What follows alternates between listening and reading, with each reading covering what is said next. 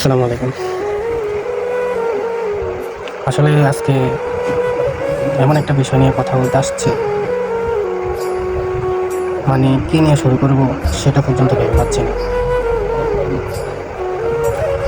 আপনারা জানেন যে রামিসা নামের একটা 7 বছরের বাচ্চাকে কিভাবে নৃশংসভাবে ধর্ষণ করে তার ঘাড় থেকে মাথা আলাদা করে ফেলে, শরীরের বিভিন্ন অংশে আলাদা করে ফেলে। কতটুকু হিংস্র হলে এই সমস্ত কাজ করার সুযোগ এখনো পর্যন্ত পায়। আসলে আমি বুঝতে পারতেছি না যে আমরা কোন এক সমাজে বাস করতেছি, আমরা কোন এক দেশে আছি।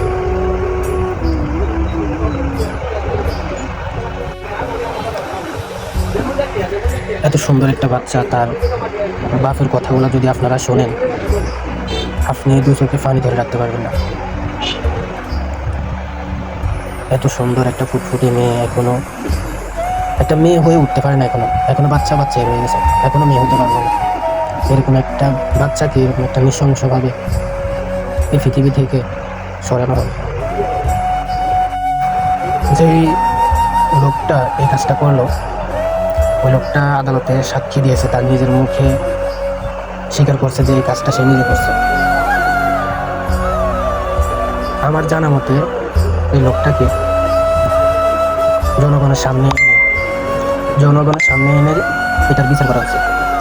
ওই মেয়েটার সাথে যে কাজগুলো করা হয়েছে না, তার দেহকে বিচ্ছিন্ন করা হয়েছে না, আমরা চাই ঠিক ওই মেয়েটা যেভাবে কষ্ট পাইতে পাইতে মরছে, ঠিক ওইভাবে এই লোকটাকে মারা উচিত।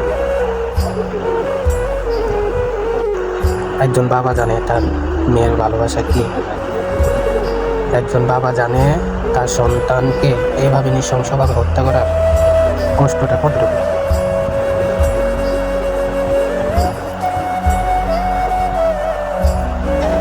জাস্ট কিছু বলার নাই, বলার অনেক কিছু আছে কিন্তু বলতে পারতেছি না। এই সমস্ত ঘটনা যখন সামনে আসে, আসলে চোখের পানি ধরে রাখতে পারি না।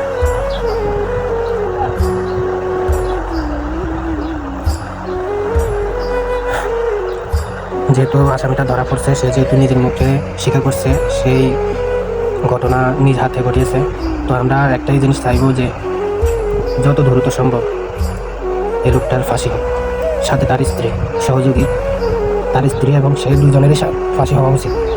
আমরা যত দ্রুত সম্ভব আমরা এই কাজটা চাই। ভালো থাকবেন সবাই, আসসালামু আলাইকুম।